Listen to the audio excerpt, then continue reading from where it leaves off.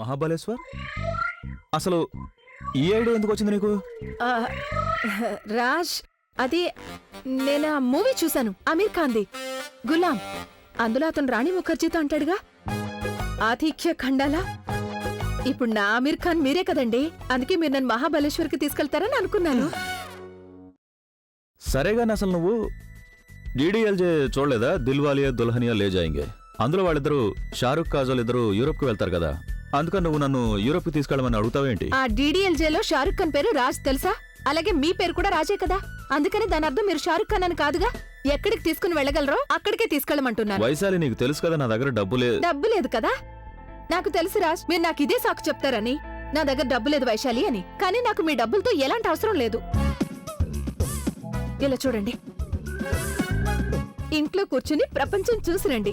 ఈ కాంటెస్ట్ లో నేను విన్నర్ని. ఇలా చూడండి, నాకు మహాబలేశ్వర్ చూసి రావడానికి కూపన్స్ ఇచ్చారు. అంటే వెళ్ళడం రావడం, అక్కడ ఉండడానికి భోజనానికి అన్నీ ఫ్రీ. ఇప్పుడు మీ డబ్బుల ప్రాబ్లం నేను సాల్వ్ చేసేసాను. ఇక ఆఫీస్ లో మీరు ఒక వారం సెలవు తీసుకోండి. అలాగే మీరు ఇంటి న్యూస్ లో కూడా దూరంగా ఉండాలి. న్యూస్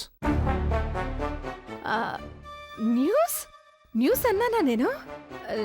ఇంటి టెన్షన్స్ నుంచి దూరంగా ఉండమని చెప్పాలనుకున్నాను నేను. నువ్వు న్యూస్ అనేదో రాజ్, అది ఈ మధ్య నేను టీవీ ఇంకా పేపర్లలో వార్తలు చదువుతున్నాను కదా, ఎక్కడ చూసినా ఏదో ఒక దుర్వార్త. అందుకే నేను అనుకున్నాను మన ఇద్దరం కలిసి ఎటైనా వెళ్ళి సంతోషంగా గడిపి రావచ్చు కదా. నేను రాలేను. ఎందుకు?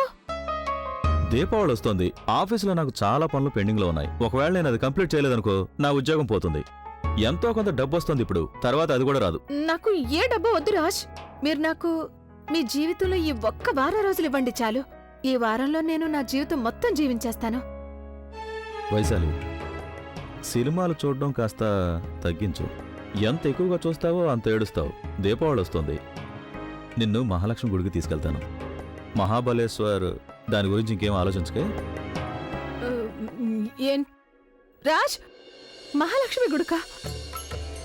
భజన చేసుకో వైశాలి ఇంట్లో కూర్చుని.